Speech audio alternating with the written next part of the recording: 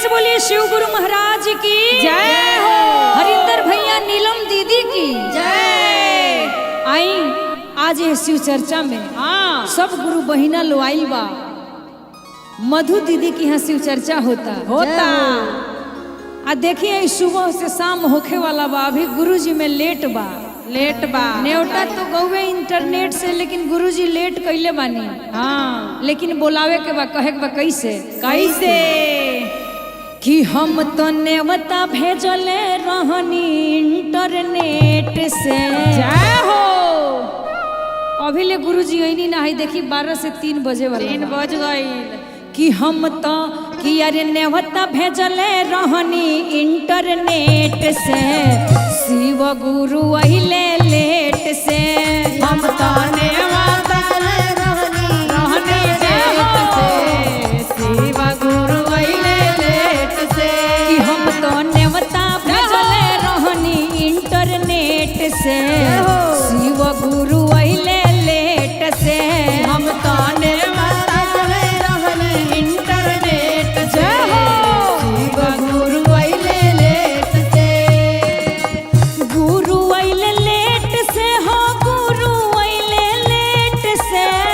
गुरु अहिले लेट से, शिव गुरु अहिले लेट से। गुरु अहिले लेट से हो, गुरु अहिले लेट से। गुरु अहिले लेट से हो, गुरु अहिले लेट से। कि हम तो न्योता भेजले रहनी इंटरनेट से, गुरु अहिले लेट से ना। हम तो न्योता भेजले रहनी इंटरनेट से, शिव गुरु अहिले लेट से। हम तो न्योता भेजले रहनी इंटरनेट से, शिव गुरु अहिले लेट से। भोंगिया धतुरावा गुरार से महंगाईनी, बाजार से मंगाएगी, बाजार से मंगावाली। भोंगिया धतुरावा बाजार से महंगावानी। बाजार से मंगावाली, बाजार से मंगावाली। कि काजू किशमिश भरल पावे ई प्लेट में, शिव गुरु अहिले लेट से। काजू किशमिश हरा भरले प्लेट में, शिव गुरु अहिले लेट से। कि हम तो न्योता भेजले रहनी इंटरनेट से, गुरुदेव अहिले लेट से। हम तो न्योता भेजले रहनी इंटरनेट से, शिव गुरु अहिले लेट से। आंगना में अपना शिव चर्चा करवनी, चर्चा करवनी, शिव चर्चा करवनी। गुरु भैया गुरु बहिनी के हम बोलवनी। बहिनी के बोलवनी, गुरु भैया के बोलवनी। आंगना में अपना हम चर्चा करवनी, गुरु भैया गुरु बहिनी के हम बोलवनी। जय हो। अब भाई देखी सब लोग आ गइल बा, हाँ। लेकिन गुरुजी में लेट हो गइल बा। कैसे कि हम तो फूलावा बिछवले बानी गेट से, शिव गुरु अहिले लेट से। हम तो फूलावा बिछवले बानी गेट से, शिव गुरु अहिले लेट से। कि हम तो न्योता भेजले रहनी इंटरनेट से, शिव गुरु अहिले लेट से। हम तो न्योता भेजले रहनी इंटरनेट से, शिव गुरु अहिले लेट से। प्रेम से बोलिए शिव गुरु महाराज की जय हो। पार्वती मैया की जय।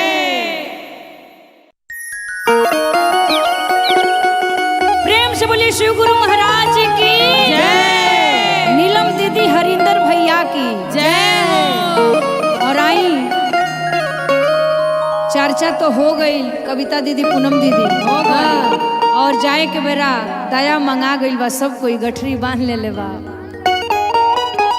और ई दया के गठरी जाके कहाँ कहाँ खोले के बा, कहाँ कहाँ हो। अपना अपना घरे दुआरे खोले के बा आ कहे के बा कैसे हो कि अरे बांध ले निदाया के मोटरिया हो आ घरवा जाही के बेरिया। जय हो। शिव गुरु के दरबार में जे आवेला जे चर्चा करावेला दया मांगेला चर्चा करेला नमन करेला ओकरा मन के सपना पूरा जरूर होला। जय हो। त कहे के बा कैसे हो कि यारे बांध ले निदाया के मोटरिया आ घरवा जाही के बेरिया आ दया कइले शिवयड़ भंगिया आ घरवा जाही के बेरिया दया कइले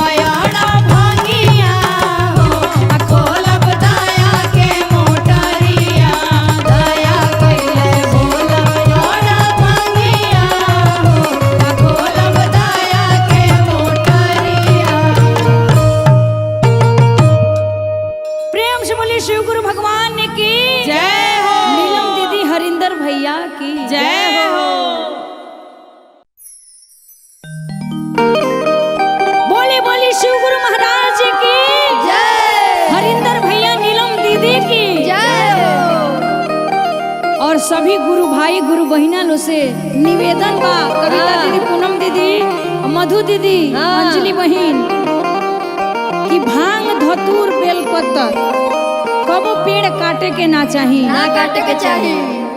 भांग के पेड़ अगर उपजल होके तो नोच के ना फेंके के चाहिए, ना फेंके के चाहिए, ना धतूर के फेंके के चाहिए, ना बेल के पेड़ काटे के चाहिए, ना डाढ़ गाछ काटे के चाहिए। लेकिन लोग मानेला ना काट देला। तो ये गाना के माध्यम से हम सब लोग से निवेदन करें, रिक्वेस्ट करें कि यही पर हमरा शिव गुरु के आसन रहेला। तो सबका से निवेदन बाकी पेड़ मत काटे। कहे के बा कैसे हो, कैसे हो कि अरे भंगिया के पेड़ावा पर गुरु के बसेड़वा आहो कि जानी कटिहाना।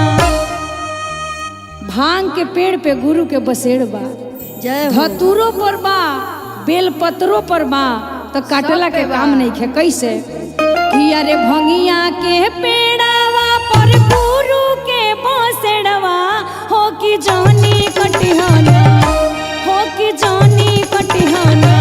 शिष्या भंगिया के पेड़वा हो कि जानी कटिहाना, के शिष्या भंगिया के पेड़वा हो कि जानी कटिहाना। ए बहिनी भंगिया के पेड़वा हो कि जानी कटिहाना,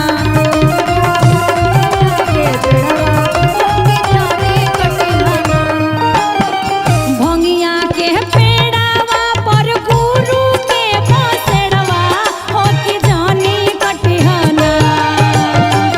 भंगिया के पेड़वा पर गुरु के बसेड़वा हो कि जानी कटिहाना।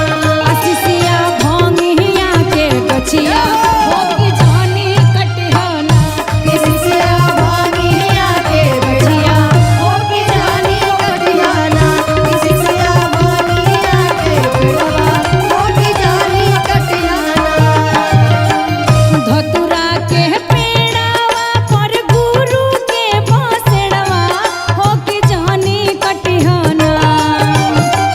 धतुरा के पेड़वा पर गुरु के बसेड़वा हो कि जानी कटिहाना, हो कि जानी कटिहाना। ए बहिनी धतुरा के पेड़वा हो कि जानी कटिहाना, ओ बहिनी धतुरा के पेड़वा हो कि जानी कटिहाना। ए भैया धतुरा के पेड़वा हो कि जानी कटिहाना। बेलवा के पेड़वा पर गुरु के बसेड़वा हो कि जानी कटिहाना। बेलवा के पेड़वा पर गुरु के बसेड़वा हो कि जानी कटिहाना, हो कि जानी कटिहाना।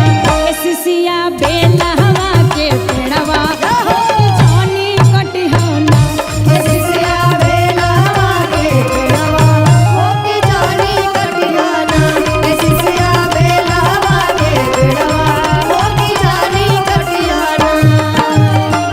तीन सुत के नामा में गुरु जी के नमवा हो कि जानी छड़िहाना। तीन सुत के नामा में गुरु जी के नमवा हो कि जानी छड़िहाना, हो कि जानी छड़िहाना।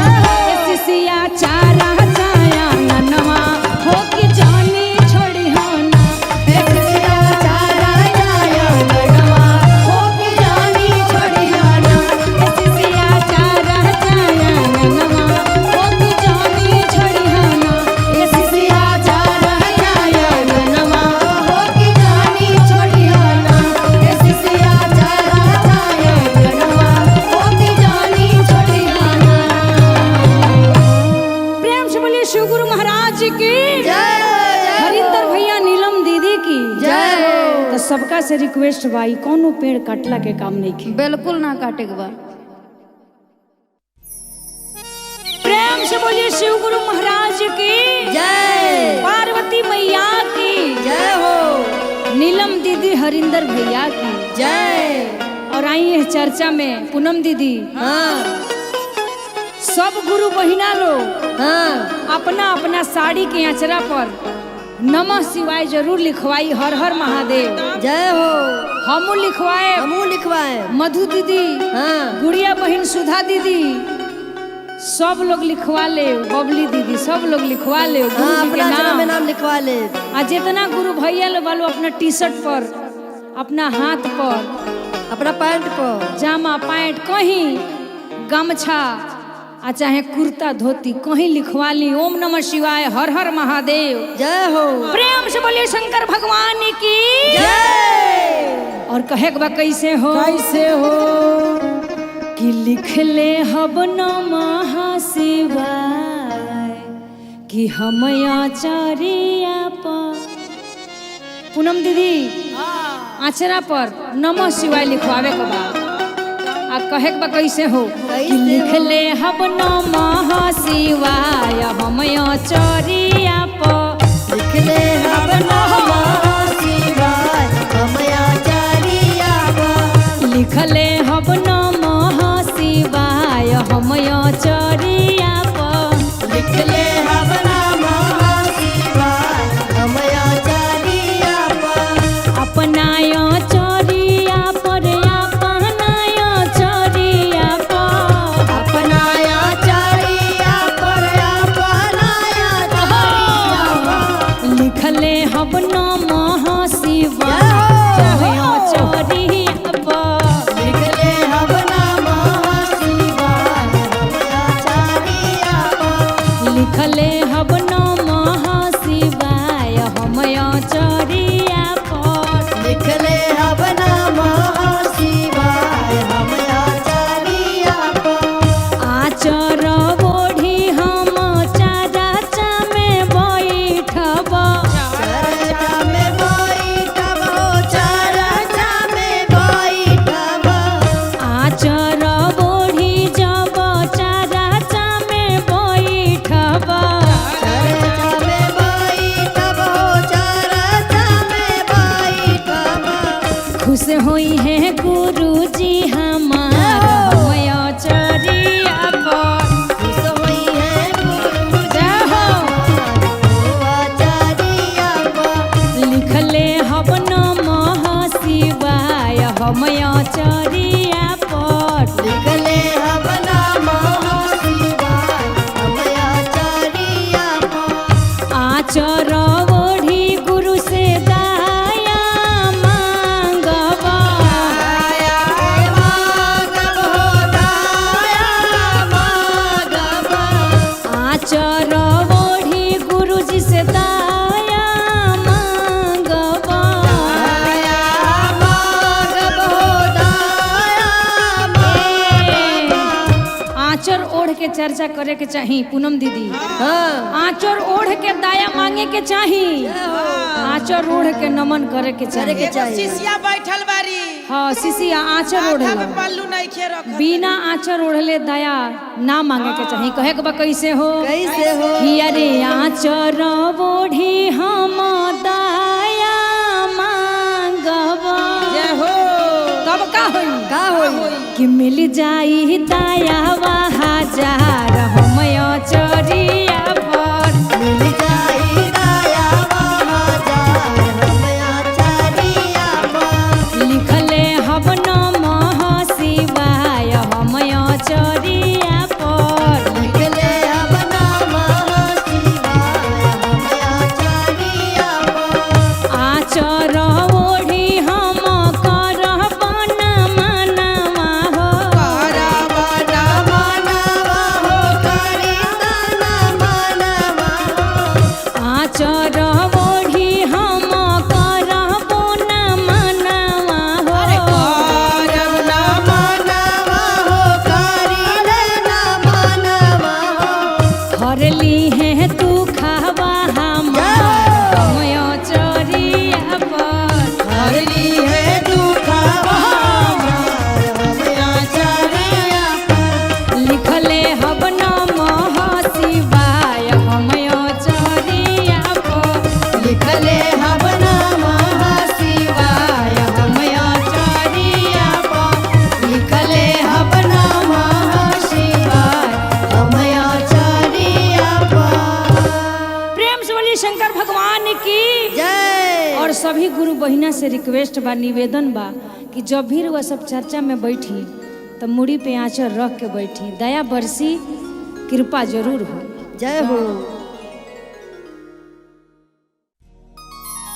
प्रेम से बोलिए शिव गुरु महाराज की जय हरिंदर भैया नीलम दीदी की जय हो और आई सब गुरु बहिना लोग गुरु भैया लोग जुटल बा यह चर्चा में आ शिव गुरु से निहोरा करता कि ये गुरुजी कैसे अपना स्कूलिया में सब लोग के नाम लिख ली, हाजिरी लगा हाँ, ली, सब गुरु बहिना के गुरु भाई के नाम लिख ली। सब कोई के नाम लिख ली, हाँ हाजिरी लगा ली। सब गुरु बहिना लोग कहता कैसे हो कैसे हो कि अरे नाम लिखल ए गुरु नाम लिखल, कि अरे नाम लिखल ए भोला नाम लिखल, तो गुरु अपना ई सकुलिया में नाम लिखल, गुरु अपना ई सकुलिया में नाम लिखल, भोला अपना ई सकुलिया में नाम लिखल, गुरु अपना ई सकुलिया में नाम लिखल, नाम लिखल ए गुरु नाम लिखल, नाम लिखल ए गुरु नाम लिखल, आए है नाम लिखल ए भोला नाम लिखल, तो तुही अपना ई सकुलिया में नाम लिखल, गुरु अपना ई सकुलिया में नाम लिखल, भोला अपना ई सकुलिया में नाम लिखल,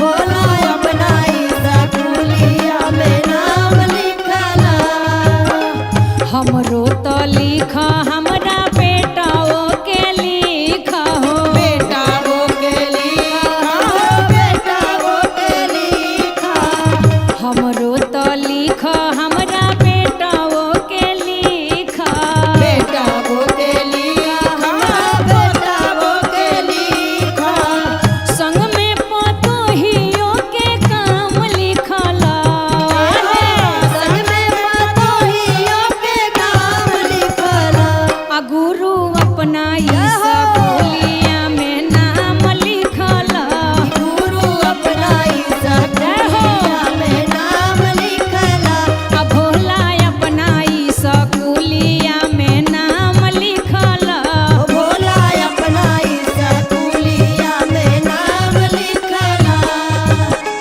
हमरो तो लिख हमरा बेटियों के लिख, बेटियों के लिखा, बेटियों के लिखा, हमरो तो लिख हमरा बेटियों के लिख, बेटियों के लिखा, हमरा बेटियों के लिखा, संग में दामादावा के काम लिखल, संग में दामादावों के काम लिखल, आ गुरु अपना ई सकुलिया में नाम लिखल, गुरु अपना ई सकुलिया में नाम लिखल, गुरु अपना ई सकुलिया में नाम लिखल, हमरो तो लिख हमरा स्वामी जी के लिख हो, स्वामी जी के लिखा, स्वामी जी के लिखा, हमरो तो लिख हमरा स्वामी जी के लिख, स्वामी जी के लिखा, स्वामी जी के लिखा, संग में हमार गुरु काम लिखल, संग में हमार गुरु काम लिखल, आ गुरु अपना ई सकुलिया में नाम लिखल, गुरु अपना ई सकुलिया में नाम लिखल, गुरु अपना ई सकुलिया में नाम लिखल, गुरु अपना ई सकुलिया में नाम लिखल। प्रेम से बोलिए शिव गुरु महाराज की। जय। और गुरु जी से निहोरा बाकी सब शिष्या लोग के नाम अपना स्कूल में लिख ली, जय हमने हो। के टाइम टाइम से ताकि पढ़े। हाजिरी लागत रहे। सबके कॉपी किताब हाथ में धरा दी। जय हो। प्रेम से बोलिए शंकर भगवान की जय। नीलम दीदी हरिंदर भैया की जय हो। आई शिव गुरु के चरण में कोटि कोटि प्रणाम बा, प्रणाम स्वीकार हो। नीलम दीदी हरिंदर भैया के चरणों में कोटि कोटि प्रणाम बा, प्रणाम स्वीकार हो। पूनम दीदी हाँ एगो शिष्या बाड़ी, पूरा चर्चा कैले बाड़ी, हाँ लेकिन उनका पर कोनो दया भइल नहीं खे। अच्छा हाजिरी लागल ना गुरुजी के दरबार में। बड़ी परेशानी में बाड़ी, नमन कैली, चर्चा कैली, पूजा पाठ कैली, भजन गैली, सब कुछ हो गईल, लेकिन सपना में देखली कि हाजिरी लागल नहीं खे। बड़ी चिंता में पड़ गई, बड़ी चिंता में पड़ गई। आके कहली कि ये गुरुजी 3 सूत्र ज्ञान के पालन कैनी, राउर चर्चा करैनी, कहीं चर्चा भइल तो गईनी, लेकिन आखिर हमसे कौन ऐसन गलती हो गई कि रू अपना डायरी में हमार हाजिरी नहीं लगौले। आ कहतरी कैसे हो कि अरे कौन गलती कोईनी चर्चा बेरिया हो कि हमार लागल ना हाजिरिया हो। निहोरा के पूछा तारी, आ लास्ट में गुरुजी बतौले कि कौन गलती भइल बा। कि अरे कौन गलती कोईनी चर्चा बेरिया हो कि हमार लागल ना हाजिरिया। कौन गलती कैली चर्चा बेरिया हो हमर लागल ना हाजिरिया। कौन गलती कोईनी चर्चा बेरिया हो कि हमार लागल ना हाजिरिया।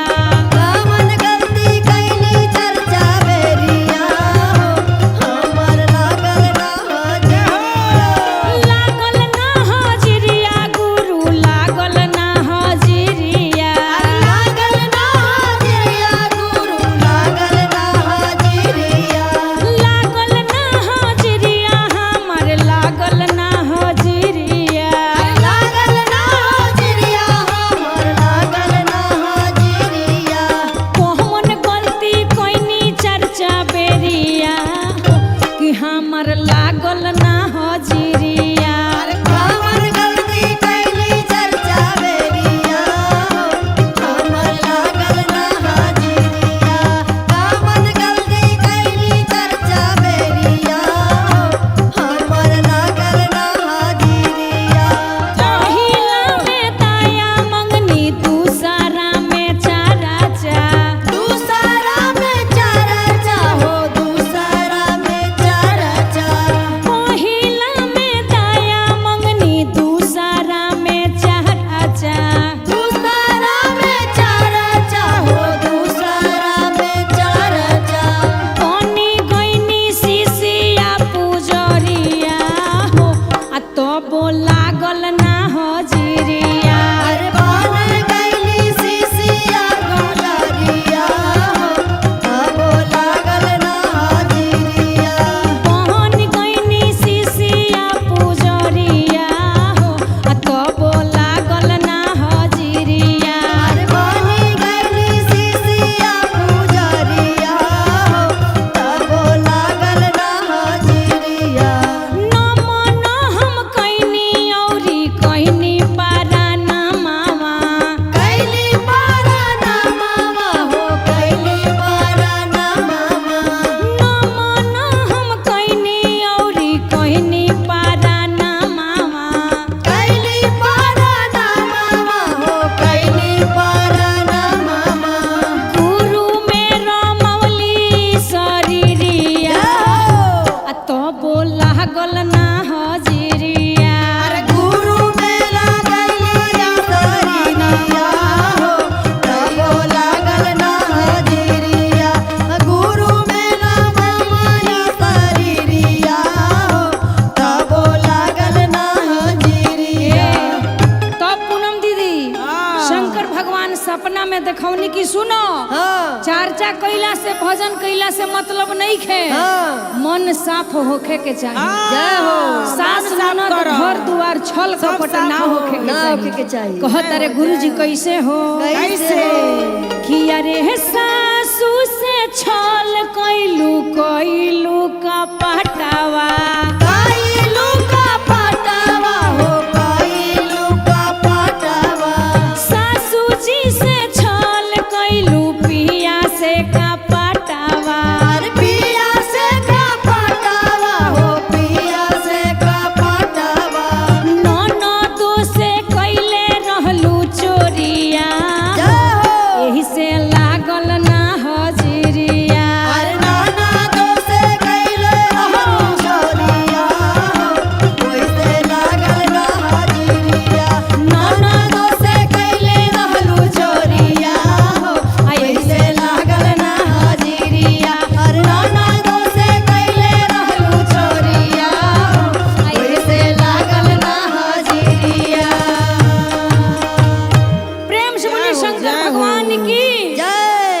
चर्चा करी, नमन करी, सब कुछ करी, लेकिन मन साफ करके छल कपट न एकदम करी। गुरु के दरबार में साफ सुथरा से बैठी, सब गुरु जी पार करी हम। जय हो, जय हो।